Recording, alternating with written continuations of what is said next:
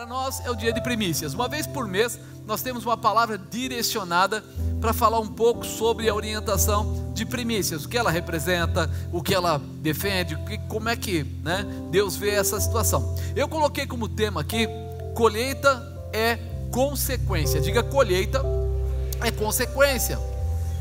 Diga: semear é uma opção, mas a colheita é consequência, né? Então, só o que eu semeio, a Bíblia diz isso, né? Aquilo que eu semear, isso também eu colherei. O que ela está dizendo é: ele produz em cima daquilo que você entrega, daquilo que você gera. Se você é uma pessoa de muita oração, você vai ter muito poder. Se você é uma pessoa que busca a Deus e quer receber os dons, quer se manifestar ali nos dons, o Senhor vai te dar os dons para aquilo que for útil, como está lá em 1 Coríntios 12. Então, a cada passo nosso tem uma resposta. Então, é importante a gente entender isso.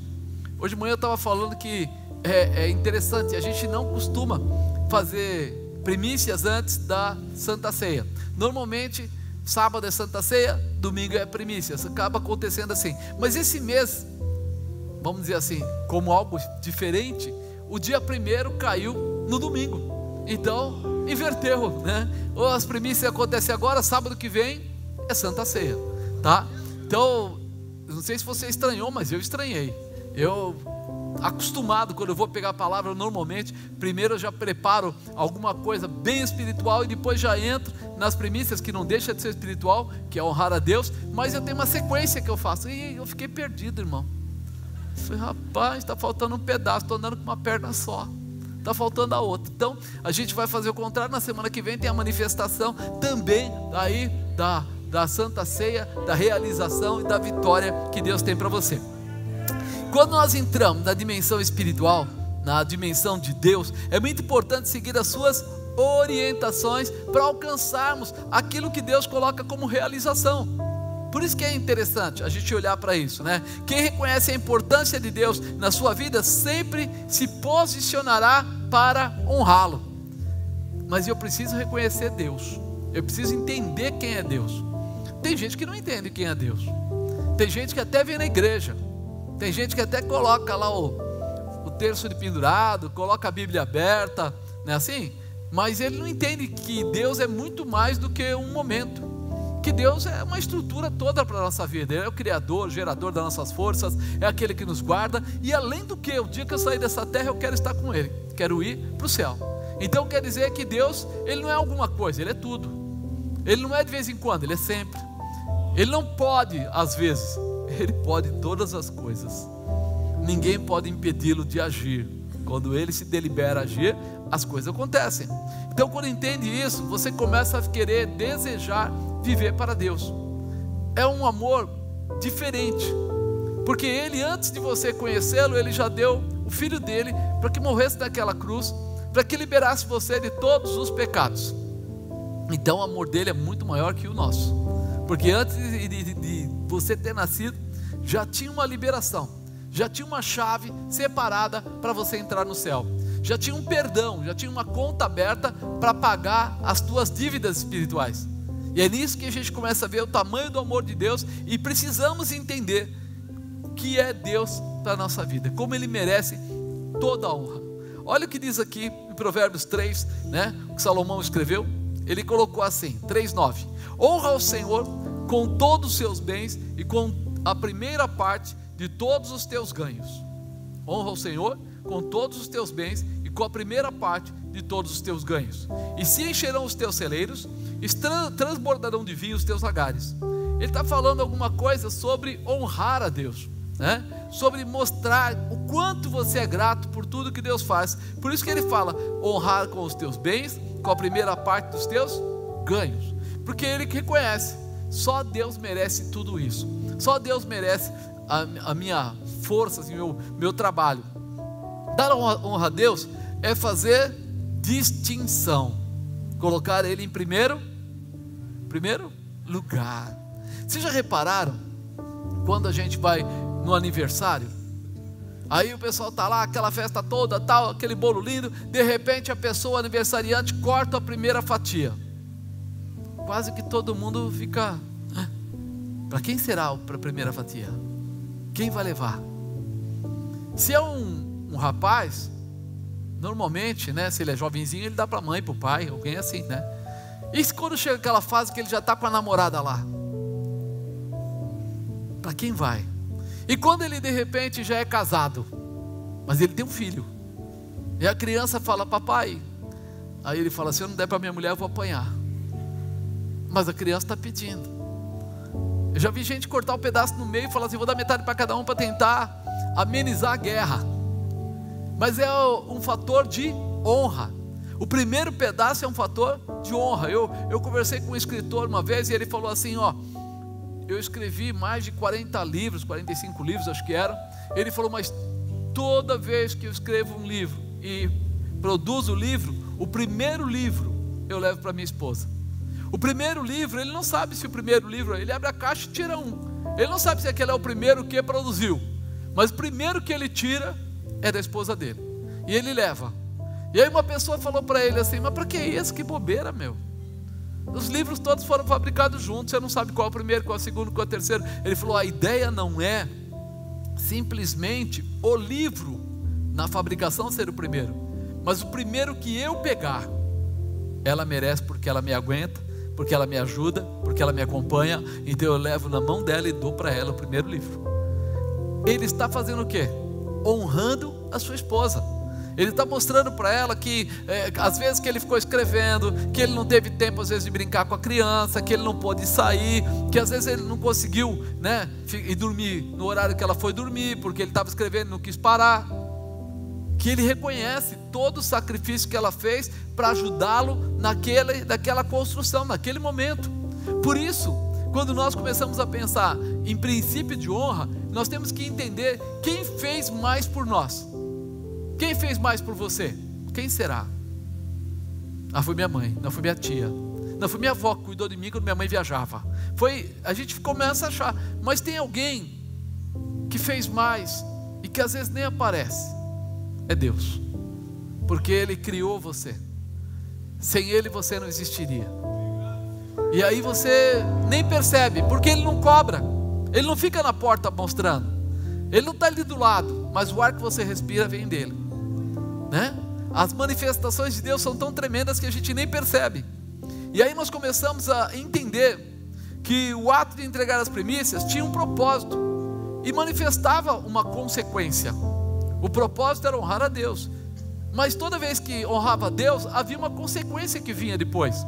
E aí em Êxodo 34, 26 fala assim: as primícias dos primeiros frutos da tua terra trarás à casa do Senhor teu Deus, não cozerás o cabrito no leite da sua mãe. Existia lá também a simpatia, os benzimentos e as coisas que aconteciam no passado. Não pense que é só hoje, isso daí é coisa muito antiga. E muita gente, quando queria ter sorte, ao invés de ter trevo de 4 folhas, ao invés de ter uma ferradura atrás da porta, ao invés de ter daquelas bagunças que você já conhece, eles pegavam ali o cabrito recém-nascido, nascia, eles iam lá, tiravam o leite da mãe dele, o cabrito, e cozinhavam o animalzinho, matavam ele no leite da mãe, cozido. E aquilo lá, logicamente, era entregue para um Deus, né? Que eles acreditavam que tinha o poder da prosperidade, que não era o nosso Deus, mas eles acreditavam. Por isso ele fala que as primícias dos primeiros frutos da tua terra trarás à casa do Senhor teu Deus. Não vai dar jeitinho, não vai quebrar galho, não vai tentar simpatia nem benzimento. Você vai fazer o que é certo. Você vai honrar quem tem direito à honra. Quem é? Deus. Você vai honrar a Deus. Nós muitas vezes não percebemos isso, que o Senhor merece a honra e Ele não vai cobrar a honra de você. Ele não vai ficar atrás de você. Ei, lembra de mim? Ei, olha eu aqui. Ei, Ele não vai fazer isso. Mas você vai perceber quando você honrá-lo, como Ele responde com amor, com carinho, com prosperidade e com outras coisas mais. O seu comportamento provocará respostas. É troca? Não. É negociação? Não. É amor. Amor de pai, amor de mãe é incondicional, sim ou não?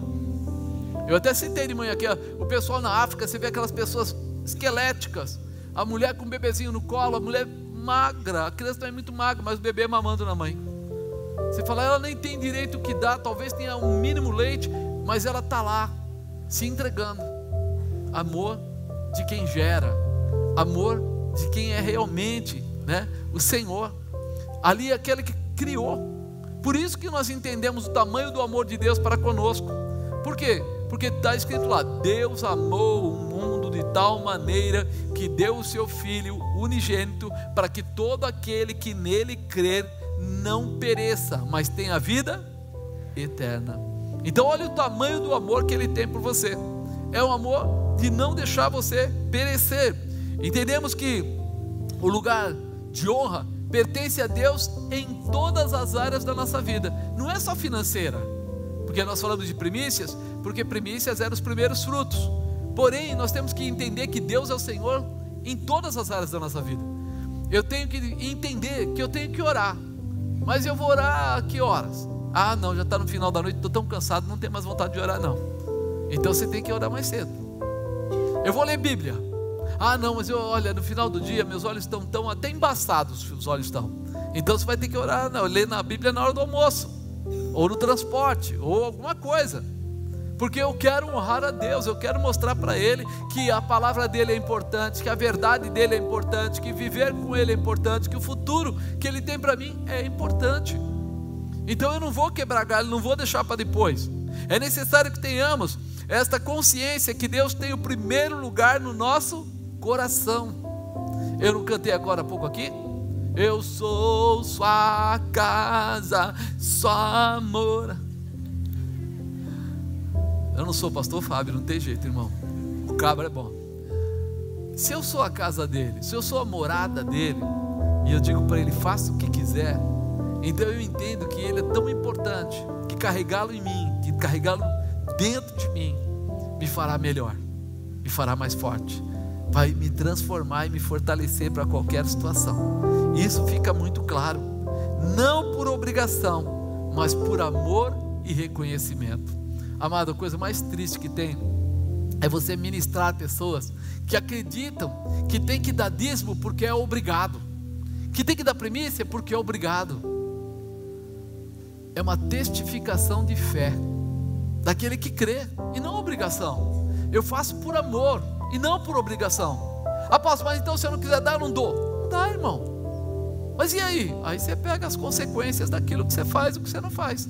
Quando dá dízimo, ele fala o quê? Repreenderei o devorador, o migrador, o cortador e o roubador.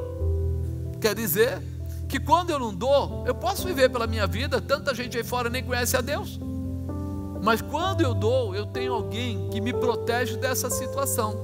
Quando eu pego o primeiro molho, como está lá em Levíticos 23, eu pego o primeiro molho, né, da minha colheita e levo até o sacerdote. Eles dizem que eles levavam até o sacerdote segundo a orientação de Deus, e aí o sacerdote orava por eles e abençoava toda a colheita. Então todo o restante da colheita era abençoado, ou seja, eles tinham uma unção de riqueza em cima daquilo. Agora, ninguém é com a espada no pescoço, nem de um nem de outro. Por quê? Porque a consequência é aquela que você quer ter na sua vida.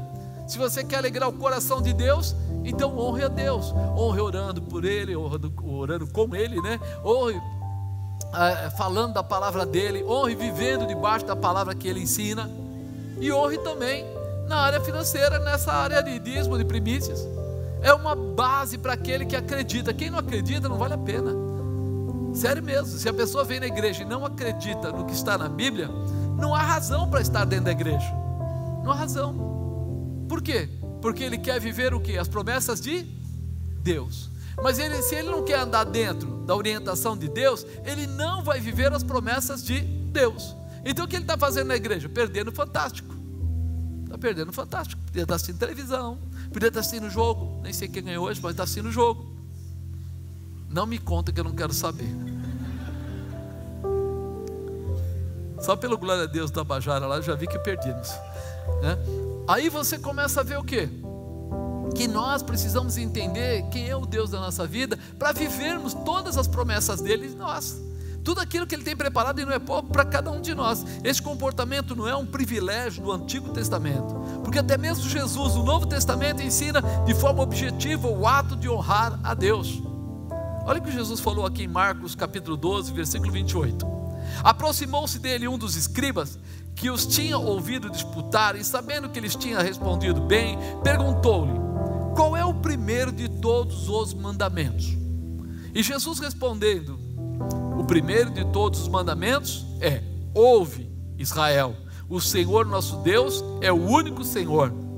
Amarás, pois, ao Senhor teu Deus de todo o teu coração, de toda a tua alma, de todo o teu entendimento e de todas as tuas forças. Esse é o primeiro mandamento. Então peraí, eu tenho que amar a Deus sobre todas as coisas. E amar a Deus sobre todas as coisas é confiar em Deus, é saber que esse Deus é aquele que vai fazer o que for necessário. Quem já ouviu algum testemunho de realização aí vinda de Deus? Já viu? Tem um aqui, está escrito aqui, daqui a pouco eu vou até ler. Testemunhos que as pessoas escrevem. Peraí, Deus faz milagres, mas eu não acredito nele, eu não confio nele. Mas peraí, eu acredito ou não acredito? É um golpe de sorte? Não. Nós vemos as pessoas clamando e Deus respondendo. Por isso Jesus falou: peraí, nós temos que honrar a Deus, nós temos que amar a Deus, nós temos que colocá-lo em primeiro lugar. Mas em que área? Na tua alma, no teu entendimento, de todas as tuas forças, no teu coração. Você vê que ele separa o coração e a alma. Ele separa tipo sentimentos e movimentos e carne. O que você for fazer fisicamente deve estar honrando a Deus. Os seus pensamentos devem estar honrando a Deus. O seu comportamento espiritual deve estar honrando a Deus. Em tudo nós devemos honrar a Deus. Então essa não é uma declaração do Velho Testamento, é Jesus falando, é Ele ensinando. Devemos amar a Deus com amor total. Diga: amor total. E só se não conseguirmos amar a Deus Pai, Filho, que é Jesus, e o Espírito Santo sobre todas as coisas, não conseguiremos seguir fielmente honrando. Se eu não conseguir amar a Deus mesmo, se isso não entrar no meu coração de uma forma especial, sabe o que vai acontecer?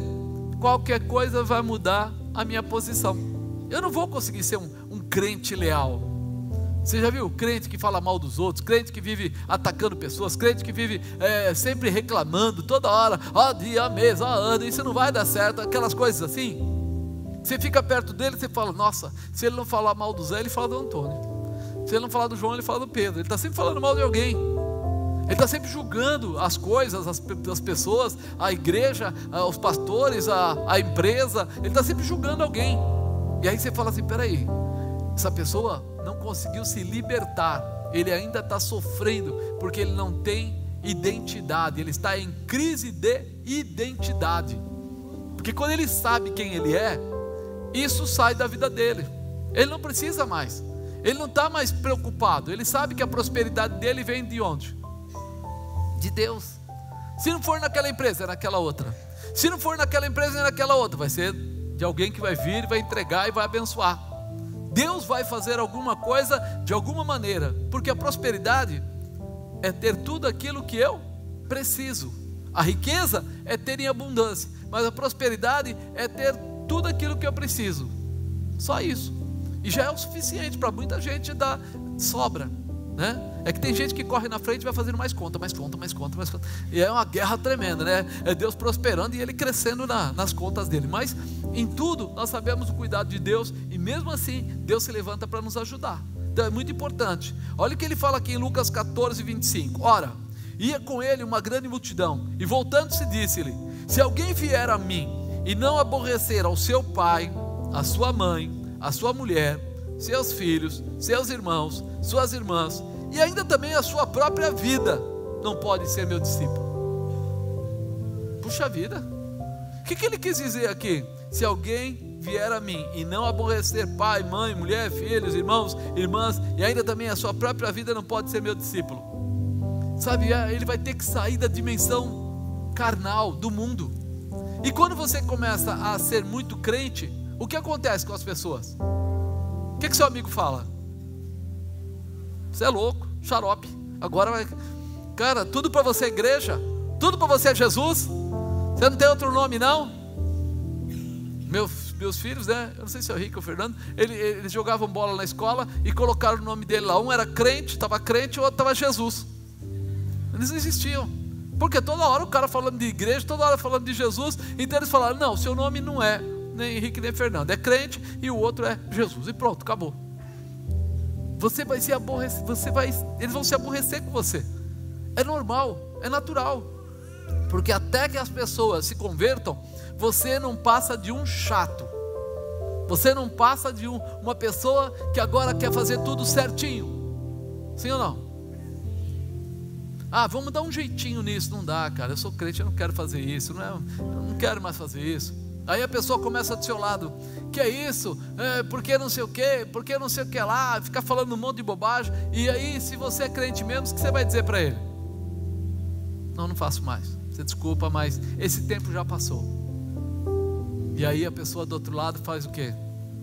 Caramba, e agora, como é que eu vou fazer para arrancar esse dinheiro de forma irregular? Se ele não fizer, não dá para a gente fazer. Precisa dele. E aí eles ficam aborrecidos com você, porque você quer andar no caminho certo. Você não quer mais andar nesse caminho errado. E aí isso começa a pegar um pouco pesado.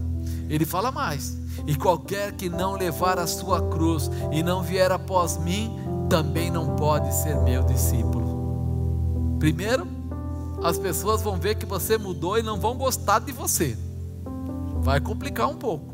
Mas segundo, que ele está falando aqui é que você pegar a sua vida, pega a sua cruz e vai ter que seguir após mim. Quando ele fala para você pegar a sua cruz e seguir após ele, quer dizer que você vai andar agora dentro dos preceitos, dentro da orientação, dentro da palavra. Então você vai pegar a sua vida e vai andar atrás de Jesus. Não quer dizer que você vai ser crucificado na cruz, não é isso.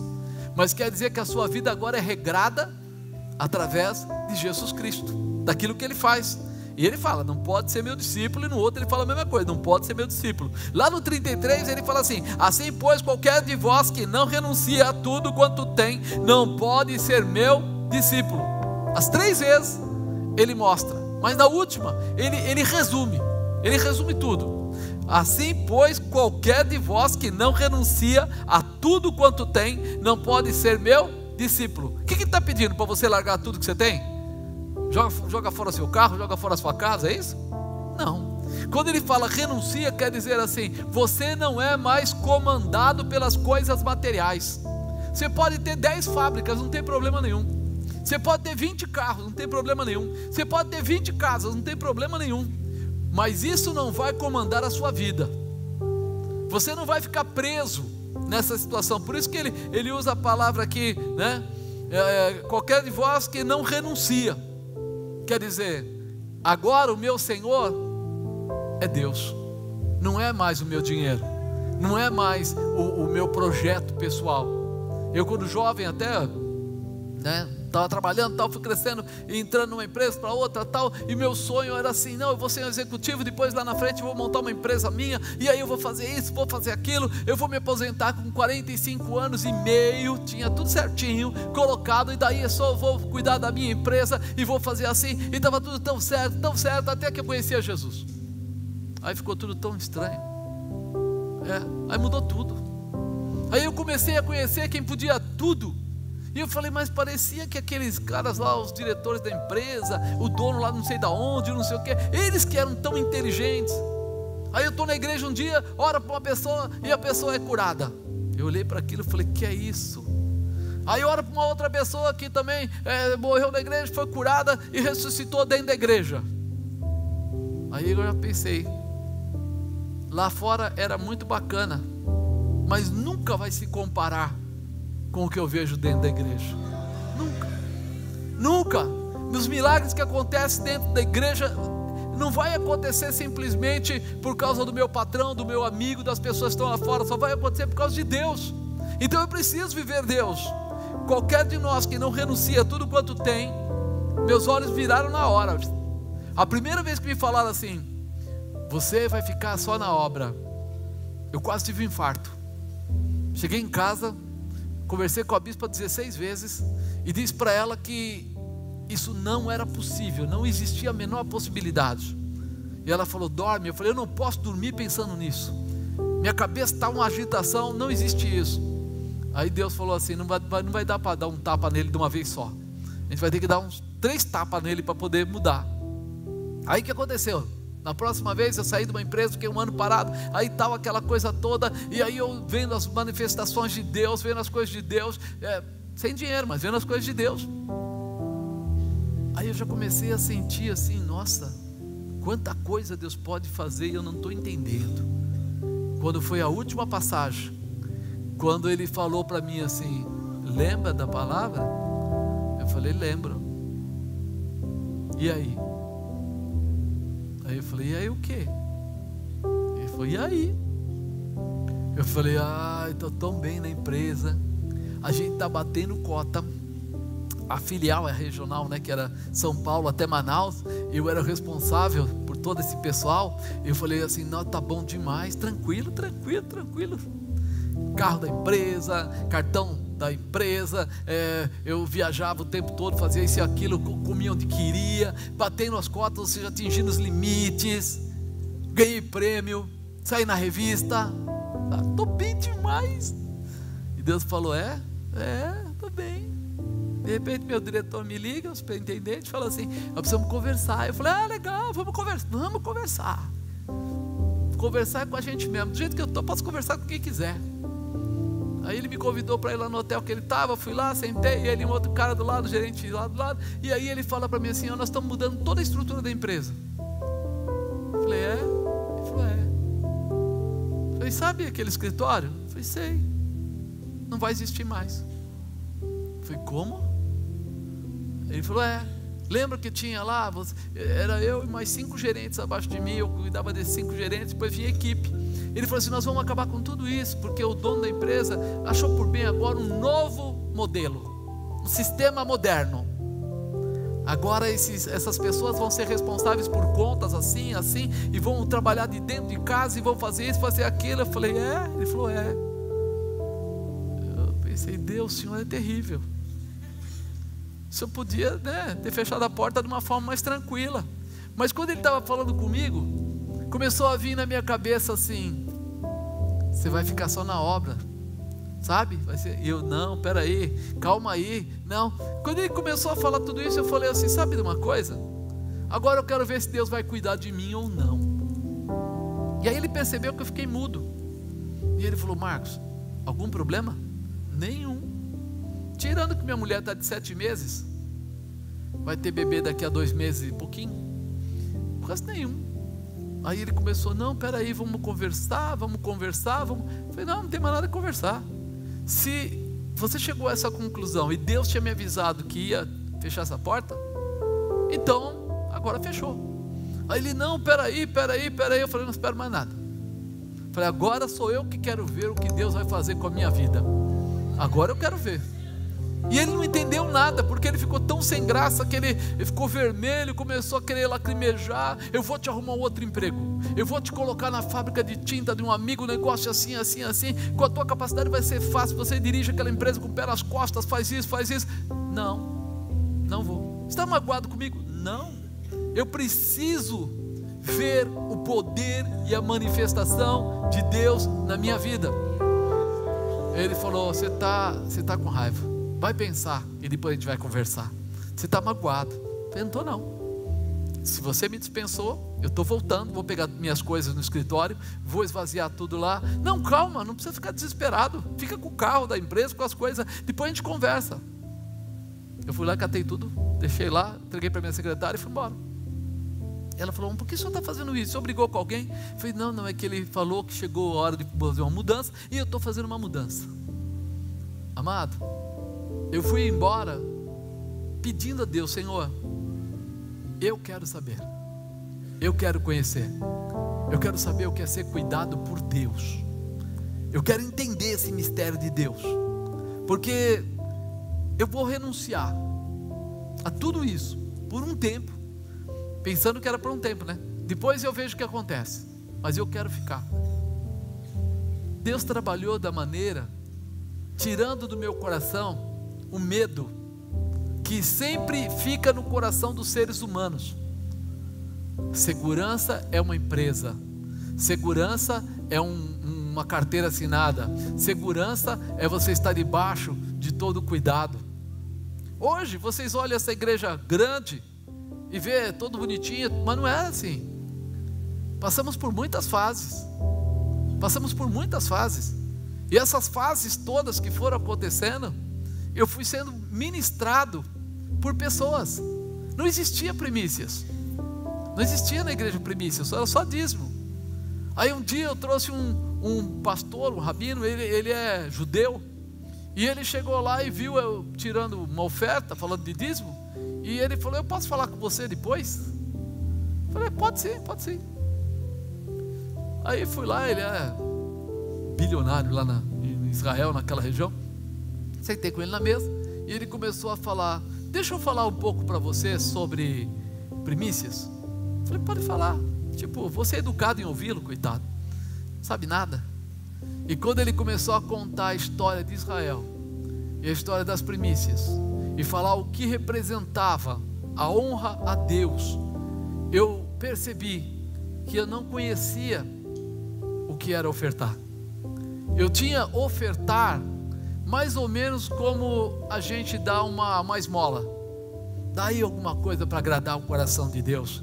Quem dá aos pobres empresta a Deus. Quem não sei o que, aquelas conversas bem, né? E aí eu entendi: não é isso não. Ele começou a explicar, eu catei vários guardanapos, fui abrindo e fui escrevendo tudo que ele foi falando. E depois passei uns 3 meses estudando mais a fundo o que ele tinha me passado. E aí sim eu entendi que quem não conhece a manifestação das primícias, da honra a Deus, não sabe quem é o Deus da vida dele. E eu achei estranho quando ele falou aquilo. Ele começou a contar os testemunhos da vida dele, as coisas que ele fez, como Deus respondia de uma forma absurda e interessante. E de repente eu falei: rapaz, então eu não sei o que é oferta, eu não sei o que é dízimo. Ele falou assim: por que vocês têm medo? Eu falei: como assim? Você tem vergonha de pedir a oferta? Você sabe que a primícia é honra do sacerdote? E começou a falar. Eu falei: mas como as pessoas vão ver? E você está preocupado com as pessoas? Se preocupe com Deus, que é o Senhor da tua vida. Ou você pensa que trabalha para a igreja? Você não trabalha para a igreja, você trabalha para Deus.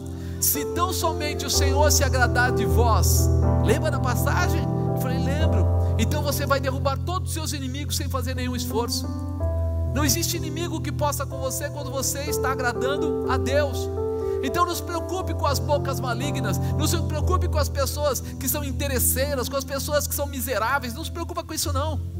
Se liga no que Deus está falando e fica debaixo dele. Eu trouxe ele mais 2 vezes na igreja só para poder ouvir ele. Não para a igreja, para mim. Ele ministrava para a igreja, depois eu levava ele para a sala, trancava a porta e era 2 horas, 3 horas sentado do lado dele, ouvindo ele falar para mim de toda a história de Israel e das coisas que aconteciam através da palavra de Deus.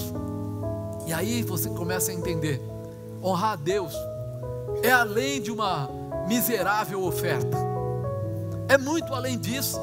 Honrar a Deus é o nosso comportamento. Honrar a Deus é seguir os preceitos de Deus. Honrar a Deus é fazer a vontade de Deus. Não se preocupar com o que os outros acham, mas seguir o que a Bíblia diz que deve ser feito. Não é o sentimento seu, é Bíblia. Por que Deus deixou a Bíblia escrita? Por que ela dura há mais de 4.000 anos? 4.500 e tantos anos. Por quê? Porque é para ser a mesma. As igrejas aí mudam às vezes os pensamentos, mas a Bíblia não muda, é a mesma. Nós precisamos ler Bíblia por isso, porque a mesma palavra tem que ser a mesma palavra hoje. Não, mas nós estamos vivendo um tempo pós-moderno. Tá? Quando você chegar no céu, não existe tempo pós-moderno, nem pré-moderno, nem mais ou menos moderno. Existe o que a Bíblia diz que é, só. Tudo que é diferente disso é procedência maligna. E aí é importante. Então quando nós entramos nisso, a gente pensa: honrar a Deus com o nosso comportamento sempre será uma ferramenta para podermos vencer prosperando em tudo. Honrar a Deus, colocar Ele em primeiro lugar, ver o que Ele ensina na palavra e seguir os seus caminhos. Olha lá: buscai primeiro o reino de Deus e a sua justiça, e todas essas coisas vos serão acrescentadas. Não é um castigo, não. Nós temos que parar de olhar o que os outros dizem e olhar o que a Bíblia diz. O que é para fazer? Quantas vezes teve gente que veio tentar me explicar o que eu devia fazer? E quando eu ia lá orar para perguntar para Deus, Senhor, ele está certo? Deus falava assim: quem é o teu orientador? O Zé ou eu? É o Senhor. Então manda o Zé passear. E eu falava: desculpa, não vai dar para seguir seus critérios, tal. Aí a pessoa falava assim: você é sovina, vocês... Não. Deus falou que não é isso por causa disso. Aí a gente pega a Bíblia e dá uma surra na pessoa e acaba com a palavra. Vem cá, então vamos pegar a Bíblia agora. Aí você acaba com a moral da pessoa. Mas nós precisamos entender o que Deus quer nos mostrar, o que Ele quer realizar e aonde Ele quer chegar. Buscai primeiro o reino de Deus e a sua justiça, e todas essas coisas vos serão acrescentadas. O primeiro pensamento que a gente tem, fala a verdade, pensa que nem, vê se você não pensa assim também. Mas eu preciso ajudar aquela pessoa, coitada, ela está passando uma situação difícil, né? Ela está num processo difícil, então eu vou pegar um dinheiro e vou dar para ela. Você já pensou quantas vezes Deus está tratando aquela pessoa e você se mete no meio? Você já pensou nisso? Ou não teve a paciência de orar para isso? Porque nós muitas vezes queremos ajudar, nós vamos lá, levamos recursos, fazemos isso. E se Deus está tratando aquela pessoa? Porque é no processo que Deus estabelece caráter, é no processo que Deus dá muitas vezes a condição das pessoas crescerem, é no processo. Mas se você quebra o processo, o que acontece? Filho mimado. Sabe filho mimado?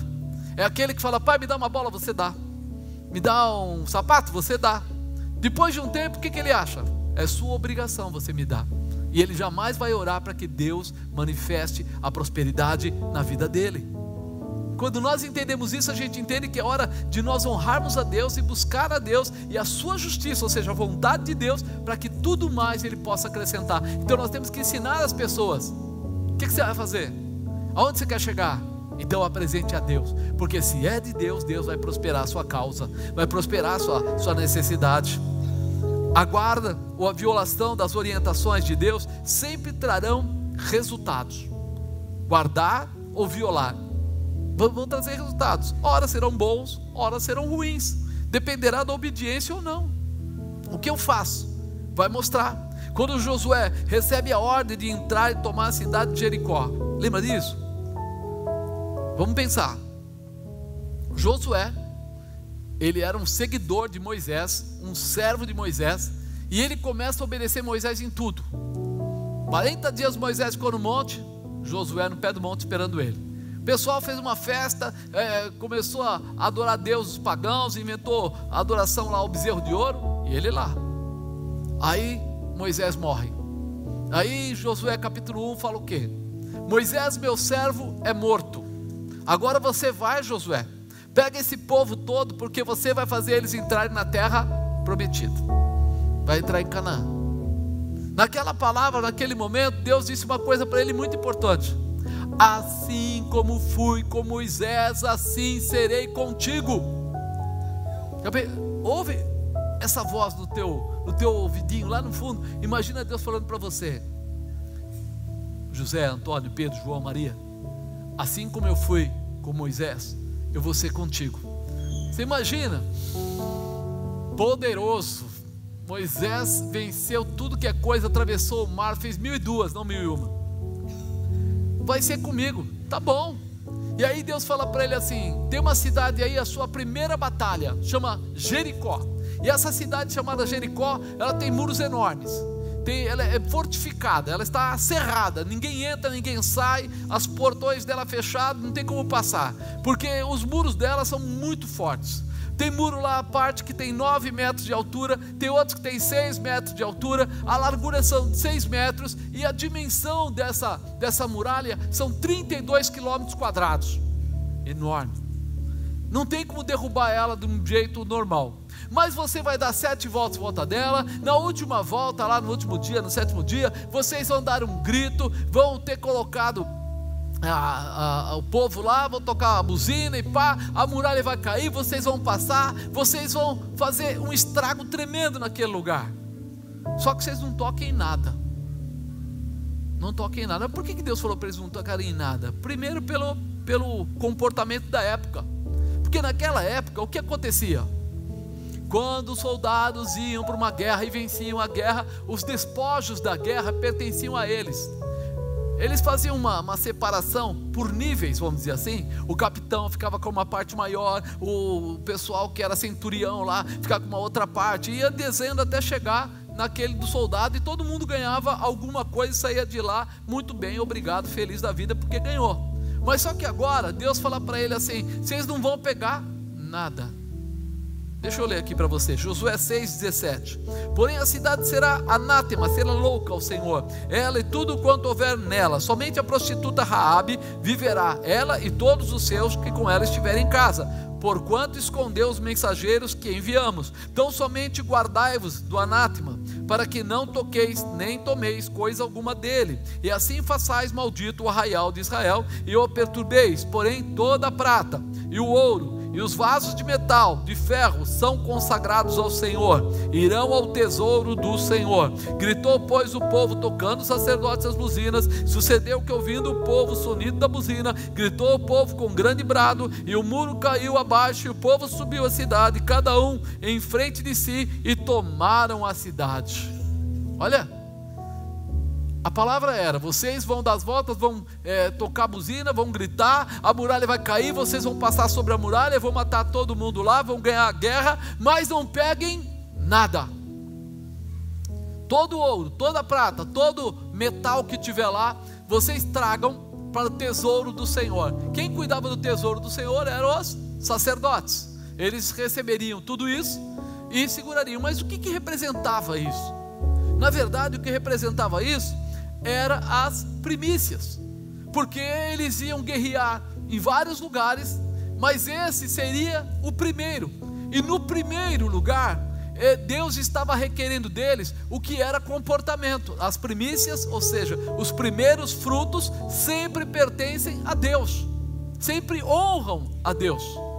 Isso ficava claro. Ele disse aqui, porém a cidade será anátema, tal, por quanto esconder enviamos. Então somente guardai-vos do anátema, para que não toqueis, nem tomeis coisa alguma dele, e assim façais maldito o arraial de Israel, e os perturbeis. Se vocês chegarem lá e pegarem alguma coisa daquele lugar para vocês, vocês vão trazer maldição para Israel, maldição para a vida de vocês.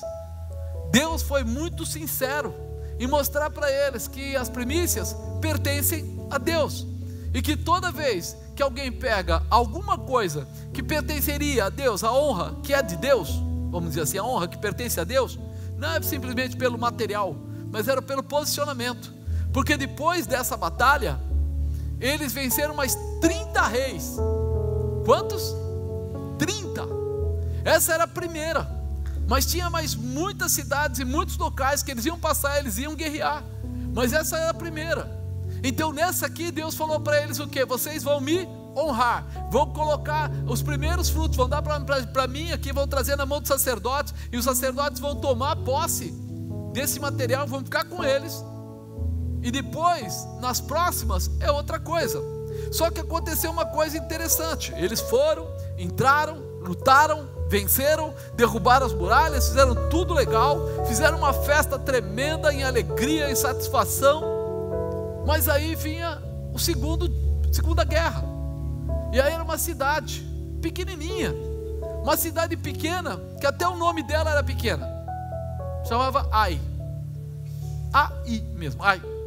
E essa cidade pequena, Josué mandou um capitão dele dar uma olhada. Ele foi lá de longe, avistou e falou: não precisa mais do que 2.000 ou 3.000 soldados, não mexe com todos os nossos soldados não, deixa eles descansando, vamos só com esse contingente que é o suficiente. A gente já sabe, a gente está naquele poderio todo, a gente está debaixo de uma palavra profética, a gente está debaixo de um envio, a gente tem uma visão apostólica, né? Uma visão de realização. Deus já falou, ninguém vai se vencer, ninguém vai poder superar você, Josué, fica tranquilo. E o que aconteceu? Josué 7:3. Voltaram a Josué e disseram: Não suba todo o povo, subam uns 2.000 ou 3.000 soldados a ferir Ai. Não fatigueis ali a todo o povo, porque são poucos. Assim subiram lá do povo os 3.000 homens, os quais fugiram diante dos homens de Ai. E os homens de Ai feriram deles uns 36 e os perseguiram desde a porta de Sebarim, e os feriram na descida, e o coração do povo se derreteu e se tornou como água. O que aconteceu? Eles estavam lá, foram tranquilamente, foram escorraçados, 36 foram feridos, voltaram fugidos, chegaram lá desanimados, desacolçoados, perderam até a visão da vitória que eles tinham tido, porque parecia tão fácil. O que atrapalhou, o que bloqueou, o que impediu? Sabe o que impediu? Um tal de Acã, um dos soldados, dos guerreiros.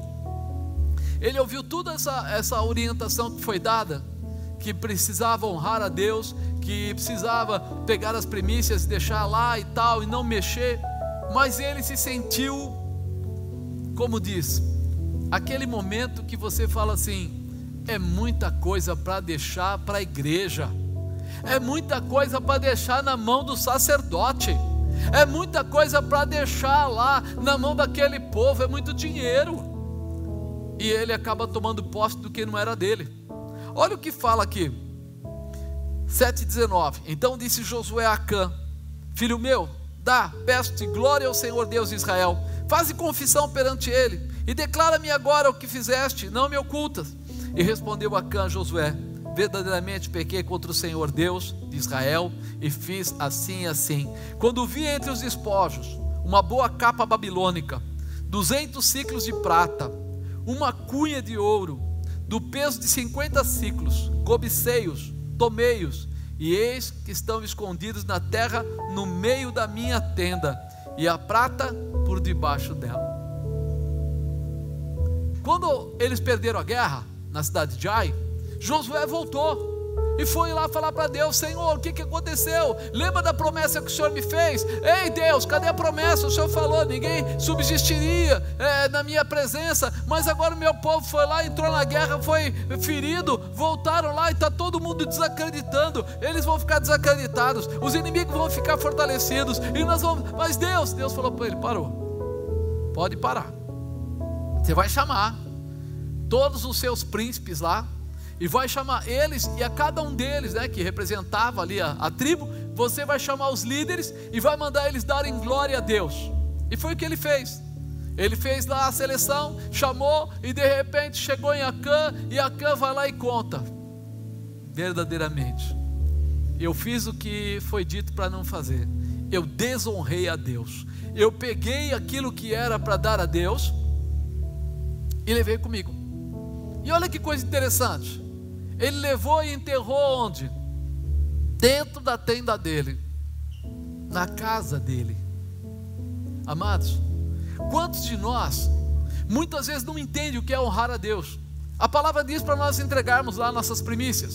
Ao invés de ele entregar as primícias, ele vai lá, vamos usar um termo simbólico, ele vai lá e compra um sofá novo. Eu tinha duas opções: uma era entregar lá na igreja, na mão lá do pessoal, colocar as primícias lá, e a outra era comprar um sofá novo. O que você acha que eu devo fazer? Um por vez. A maior parte vai dizer assim: Deus sabe de todas as coisas. Conhece essa frase? Conhece? Deus sabe de todas as coisas. Sem o sofá está difícil, então eu comprei o sofá. E aí ele põe aonde? Bem no meio da casa dele. E ele traz o que? A bênção ou não? Acho que não, né? Porque ele está quebrando o ensinamento de Deus. Nós não entendemos muitas vezes essas coisas. Aqui no caso, ficou claro. Ele teve que tirar esse homem da linha. Ele teve que morrer, né? Tiveram que tirar ele do caminho. E depois disso eles voltaram e aí ganharam a guerra. Além de ganhar aquela guerra, eles ganharam as outras 29, vamos dizer assim. Aí você fala o quê? Puxa vida, Deus não faz trocas, mas reconhece sacrifícios. Diga: Deus não faz trocas, mas reconhece sacrifício.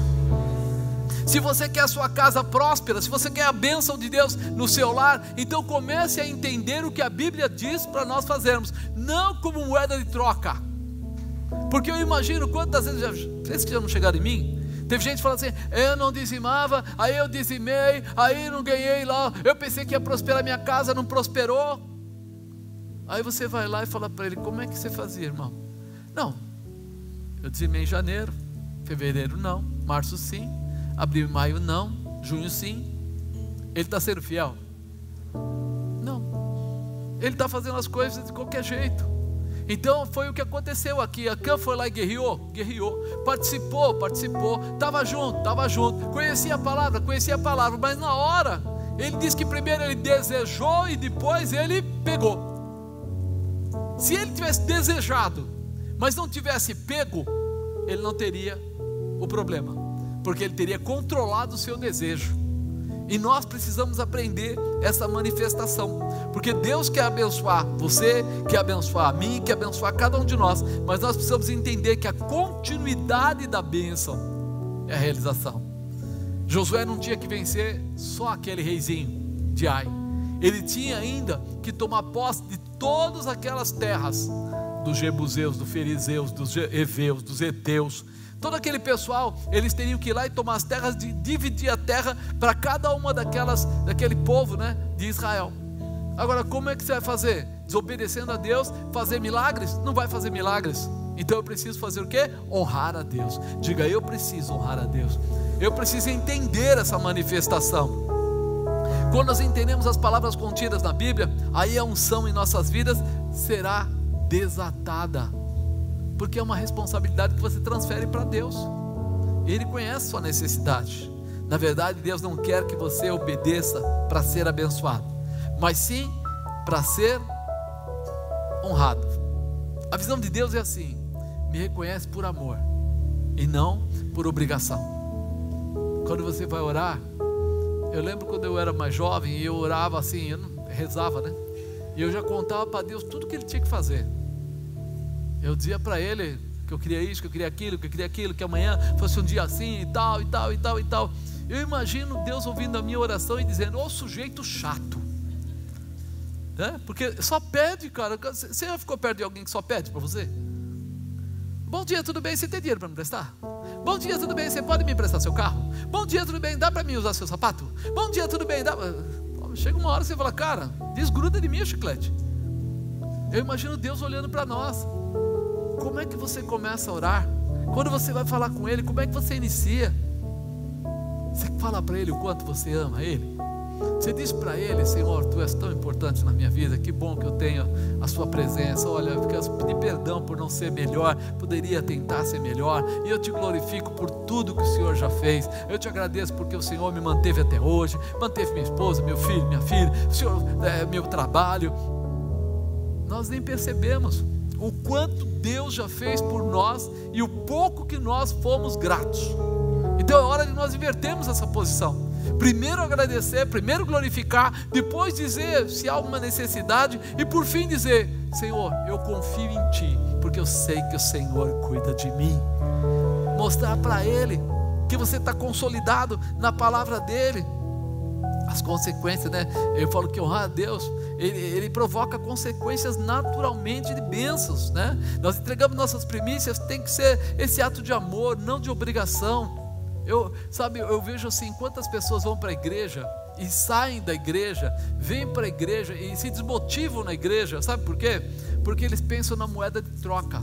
Eles não pensam assim: eu estou na igreja porque eu amo a Deus, eu estou na igreja porque eu quero um dia morar no céu, eu estou na igreja porque eu reconheço que é o melhor caminho que existe para a minha vida, porque Deus é o Senhor. Ele tenta avaliar o que é que ele ganha, o que é que ele perde. Já teve gente, meu irmão, na outra igreja eu lembro uma pessoa que ele foi, deu a volta no quarteirão, não achou vaga para estacionar, lá não tinha estacionamento, e aí ele foi embora. No dia seguinte ele me ligou: eu queria falar uma coisa para o senhor, você sabe por que ontem eu não fui na igreja? Eu falei: não, irmão, desculpa, eu não sei. Porque não tinha uma vaga para a gente parar. O que é que o senhor pensa disso? Fala que tem mais gente que tem carro.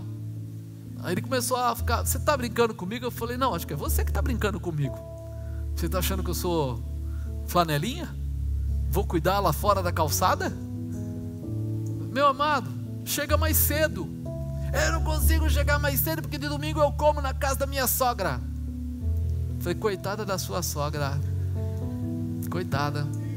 Chega um ponto que você fala assim, meu Deus, o que acontece na cabeça desse povo?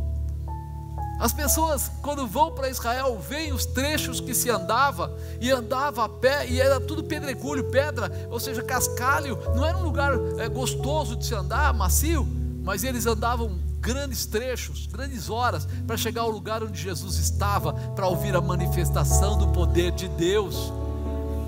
Pensa um pouco, vale a pena nós irmos além. Quando entregamos por obrigação, então queremos administrar a oferta. Quando a pessoa dá, ele está preocupado, estão olhando do lado, quem vai ver, não vai ver, como é que é, aí ele já fica preocupado, será que esse dinheiro vai ser usado bem? Porque se ficasse na minha mão, o pastor Marcelo tem até testemunho disso. Tinha um irmão que ele ajudou e tudo tal, e de repente um dia ele foi numa igreja lá numa outra religião, e o pessoal falou assim, você já fez a conta de quanto você dá de oferta naquela igreja? E aí ele fez a conta do dízimo dele, e o cara falou, tanto, é a prestação do carro. Aí ele ficou, não vou mais dizimar, mudou para aquela igreja, não dizima mais, porque foi, vou comprar um carro, é o valor da prestação. Passou acho que uns 4 meses, nem isso, ele foi mandado embora da empresa. Passou mais um pouco, ele ficou doente, sem convênio, sem receber salário, logo ele estava passando fome. Aí o pastor Marcelo comprou cesta básica, arrumou cesta básica aí, foi levar para ele, começou a ajudar aqui, levar no médico, fazer isso, fazer aquilo. Aí ele falou assim, eu não sei onde errei. Falou, sabe onde você errou? Você desacreditou daquilo que Deus tem aí escrito para você. Aí ele começou a olhar e tal, vou voltar para a igreja. Aí ele foi para uma outra igreja, a gente era do ministério, ele foi para uma outra igreja do ministério lá. Aí passou um tempo, está ele lá, já bem, empregado de novo, tudo de novo. Aí a primeira pergunta, você é dizimista? Lógico, não sou louco. Amado, nós sabemos que toda ação traz uma reação, é natural. Aquilo que você semear, isso também você colherá. Mas se você não acredita em Deus, particularmente, guarda o seu dinheiro para você. Vai no pipoqueiro e come tudo de pipoca. Vai na churrascaria, sei lá, torra tudo, porque você está fora da visão, ou seja, você não acredita, você só vai sofrer. Depois você vai dizer assim, não adiantou nada eu ser primiciante, não adiantou nada eu ser dizimista. Mas não é que não adiantou, você não se posicionou para aquilo. Se crerdes, verás a glória de Deus. Tudo é possível que crer, é Bíblia. Se você não conhece, às vezes anda com pessoas que não leem Bíblia, aí começa a reclamação, eu acho que o dinheiro deveria fazer isso, eu acho. Se começarem a falar para você, eu acho, sai de perto dessa pessoa, porque a gente podre. A gente não acha, a gente pega a Bíblia, lê a Bíblia e usa o que a Bíblia diz que é para fazer. Se está na Bíblia, pode ser pouco, pode ser muito, pode ser nada, vai por ela, que ela é preciosa. Ela é a palavra que vai julgar você o dia que você chegar na presença de Deus. Toda avaliação sua não será pelo apóstolo, será pela Bíblia, dentro ou fora, certo ou errado. Então liga ela na tua vida, porque ela vai te direcionar para coisas tremendas, prósperas, tremendas realizações. Se você perguntar para o pessoal que fica perto de mim, né, o pessoal da igreja, do Supere, de todo o pessoal que anda perto de mim, porque a gente, vamos dizer assim, trabalha em tantas frentes diferentes, mas em todas elas, a gente vê a glória de Deus. Do mesmo jeito, Deus é fiel para o membro que não sabe nem ler nem escrever. Deus é fiel para aquela pessoa que tem alguma cultura. Deus é fiel para o empresário. Deus é fiel para as pessoas, porque seguem a palavra. Deus Ele não fica fiel para quem simplesmente brinca com a palavra, para quem faz de conta que leva a palavra a sério. Aí não dá para ser fiel. Mas Ele não liga para dinheiro, Ele não liga para essas coisas todas. Ele simplesmente direciona. É por isso que a gente vê pessoas aí sendo muito prósperas. E às vezes você fala assim, pô, aquele cara nem merecia tudo isso. Quem é você para julgar se ele merecia ou não? Deixa Deus fazer o que tem que ser feito. Se está dando para ele é porque Deus tem uma expectativa em alguma coisa, em algum projeto, em alguma realização. As coisas de Deus são perfeitas, e eu amo a forma que Ele faz. A Bíblia diz que primeiro Deus nos dá para que depois nós devolvemos a Ele, nós vamos a devolver a Ele. E as pessoas pensam que estão dando para Deus, né? Não, sabe o que eu fiz? Eu tive um sacrifício, eu peguei o meu tudo e dei para Deus. Olha o que fala aqui no livro de Jó 41:11. Quem primeiro me deu, para que eu haja de retribuir-lhe? Pois o que está debaixo de todos os céus é meu. Ele falou isso daí para Jó. Quando Jó estava meio desencanado naquela situação dos amigos dele apontando ele perdeu filho, ele perdeu um monte de coisa, e aí ficou aquela conversa meio pesada. Deus falou para ele assim: olha, tudo que está debaixo do céu é meu, então o que você diz que tem, você não tem, porque tudo é meu.